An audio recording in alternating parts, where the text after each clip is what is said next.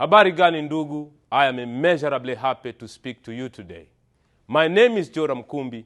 I'm a country coordinator of Africa Youth Leadership Forum. I have Master of Business Administration. I am an author and I have written 5 books. One of the books is Leadership and Mentorship. I'm speaking to you right now from the United States of America. By the grace of God, I am invited to attend the National Prayer Breakfast. I have interacted with leaders from across the world, America being the land of opportunity. Great African leaders have been coming here. Mwalimu Julius Nyerere was here. He was invited by J.F. Kennedy in the White House, our founding father. Kwame Nkrumah was here in the United States of America. He studied from here. Wangari Maathai, professor from Kenya, was here to study. Therefore, in the same spirit, I am also here to learn and explore the wisdom of America. I would like to take this opportunity to talk about mentorship. And by definition, mentorship is the process of transferring knowledge, skills, character qualities, and worldview from a mentor to a mentee. Mentorship is the relationship between a mentor and a mentee, a relationship in which a person with greater experience and wisdom guides another person to develop both personally and professionally. Who is the mentor, therefore? A mentor is someone who is having a significant impact or influence on your life. Someone from whom you can tap knowledge, wisdom, and understanding. Someone who symbolizes or represents higher ideas and values to you. Through mentors, we can see the unseen, and they can help us come out of the box, come out of the label. And if you study great people of the world, you will come to realize they have been mentored by others. Studies of successful people in all fields of life show that when they are asked about their stories of success and greatness, they are quickly able to identify 1 or 2 mentors that has helped them to reach their potential. Even the great Sir Isaac Newton once said, "If I have been able to see further than others, it is because I have stood on the shoulders of giants." It means those who mentored him. Personally, me as Joramu Nkumbi, I am blessed to have several mentors in my life. And I now realize that the impact they have on me is immeasurably. I cannot measure. I can't figure it out how my life will be without them. And I am forever grateful. I can put these mentors who have changed my life, who have transformed my life, into 2 categories. Number 1, living mentors. The one I can meet and interact with them. They are still alive. People like Tim Kruter, people like Professor P.L.O. Lumumba, people like Bishop Dr. Leonard Mwizarubi, and few others. Another category is non-living mentors, those who have died a long time ago, before I had an opportunity to meet them. But I feel like I have really been able to study and tap their wisdom. People like Mwalimu Julius Nyerere, our founding father, Nelson Mandela, Kwame Nkrumah, Martin Luther King Jr., Mother Teresa, Professor Wangari Maathai, and many of their kind. And the greatest of the greatest who have transformed my life is Jesus Christ of Nazareth. I don't call him my mentor, but I put him in a different category. He is my role model forever. I would like to be like him 100% because he has no weakness as human beings we have. A point to make here, all human beings are feet of clay. I mean, all human beings or even mentors have their weaknesses.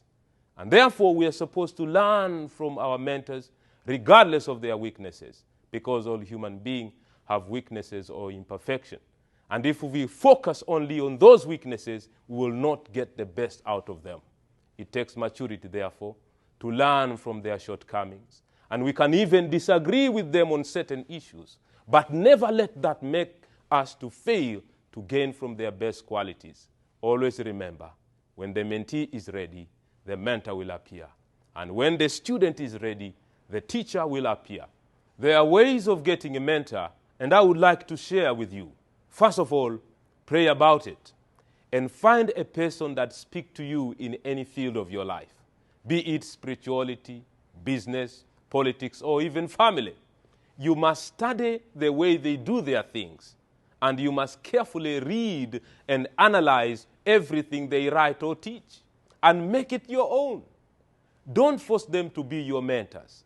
These are very busy people, and normally they don't have time.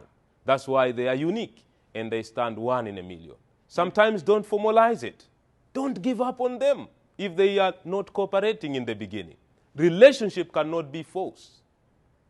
Give it time to grow organically while you work on bettering yourself. Find how to spend time with them. It can be by asking them questions or helping them on what they do. It is your responsibility to make people to have a mentoring effect in your life. No one will want a burden. No one would like to mentor a lazy person, a person who is not ready to learn. There are 3 levels of mentorship I would also like to share with you. Number 1, old men and women. These are senior people who have mastered the art of living, people who have traveled very far in their spirit and in their souls, and therefore they qualify to give us a direction in life. They help us to navigate safely in this dangerous world. Another type of mentors are peer mentors. These are our fellow colleagues, our age mates, our classmates, that we are working together with them for accountability. We are working together with them for encouragement and partnership. Oftentimes, we spend time together with them, like-minded people. Another type of mentors are young people, the juniors, young brothers and sisters at home, our children. They need more love and compassion. And sometimes they need hard love. We need to reprimand them because they are still young in age and young in spirit. And we don't want the world to destroy them. My dear brothers and sisters, how do we get mentees? There are 4 stages that I want to share with you on how to get mentees. Number 1, reach out stage. Follow them where they are. It can be in the street, in the ghettos, in marketplaces, in the ocean, in the lake. For example, Jesus Christ of Nazareth found Peter along the shores of the sea. And then he started working together with Peter. He told Peter, from now on, you are not going to be the fisher of fish. You are going to be the fisher of men. You know, he started working together with Peter, and Peter was transformed. So follow them from wherever they are, in schools, in colleges. Go down to their level and try to understand them. Establish a common ground. Seek first to understand them before you judge them. For example, Jesus Christ and the Samaritan woman. You know, when Jesus met a Samaritan woman, the conversation at first was about water. And then they start talking about water. Give me some water to drink. And then the conversation changed to the kingdom conversation. So create a common ground first and build from there. Start hanging out with them. Invite them to your places and build rapport and establish trust. Now we are on the stage number 2, nurturing stage. This is the most important stage in mentorship. In this stage, you transfer understanding, you transfer wisdom, faith, attitude, and character qualities, and worldview to your mentees. And then you begin to lift them up. You begin to prepare them for the work ahead. Because deep inside of you as a mentor, you know you will not be there with them permanently. And stage number 3, which is also very important, the sending out stage. And this is the practical training stage. The community service, you send them out. You know, you teach them to give back to the community. You find out if they can cooperate, if they can operate without your presence. It is a good opportunity for them to get experience. In the process, they learn to work on their own. Jesus Christ used to send his mentees, his students, 2 by 2. And then he used to tell them, for how long shall I be with you? True mentors know they have a very limited time. And therefore, they use the time they have to prepare others in their absence. And then the last stage, which is also a very important stage, is the separation stage. This is the graduation of the mentorship program. You are commissioning them to go outside. In this final step can require a little bit of a push. At times when there are issues of over-dependency, sometimes your mentee can depend so much on you, and they rely so much on you. In order for you now to prepare them enough, you push them a little bit. This is a graduation stage. You know, you send them out. It's a painful stage, but you have to do. Sometimes they will cry. You send them. So when the mentee relies and depends so much on you, you push them a little bit. It is not always a straightforward process. Sometimes a mentee can revert back to earlier stage. Sometimes the mentee can lose the inspiration to carry on the baton of leadership, the baton of inspiration. Build them up again, and don't give up on them. If you are a true mentor, don't give up on them. As I'm finalizing, great mentors of all the time, they have the following qualities, and I would love to share these qualities with you. Number one, service beyond self. The greatest of the great give their lives for something bigger than just me and my family. They lived their life with main goal of adding value toward a better world and toward a bright future. They were dedicated to bringing the kingdom of God on planet Earth as it is in heaven. As Jesus put it, as he also said, whoever will be greatest, let him be a servant of others. Matthew chapter 20, verse 26. Another quality of the greatest, they have humility. The greatest of the greats care about the little people, the poor people, those who are oppressed, and those who are not embraced. They are simple and humble, and they don't worry about titles. The greatest of the great, they don't worry about fancy cars or big houses. They have a genuine lack of interest in titles, in status, in accolades. These are people who know we are really not much different than others. Whatever good others see in us, it is because we were fortunate enough to be born in circumstances that help us develop our potentials. And also because we have good mentors that guided us to make wise choices.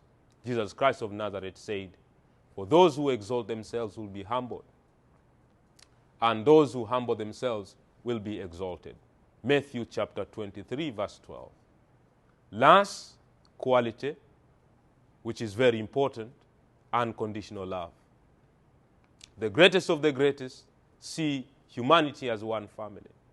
They lack prejudice. They lack nationalistic biases.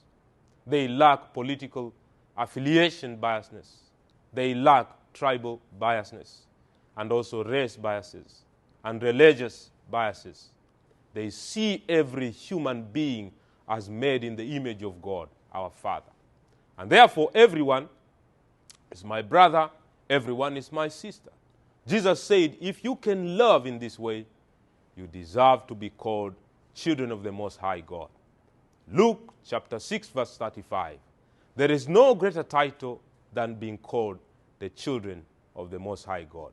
The greatest of the greats become so because of the way they love, because of the way they forgive, and because they care for other people, even wrong people. So my dear brothers and sisters, as I'm finalizing, stand up today and find a mentor. Be a mentor and mentor others. My name is Joramu Nkumbi. For more information, you can read my book, Leadership and Mentorship, A Guide to Life. Buy this book and read it. It will transform your life as it has transformed my life.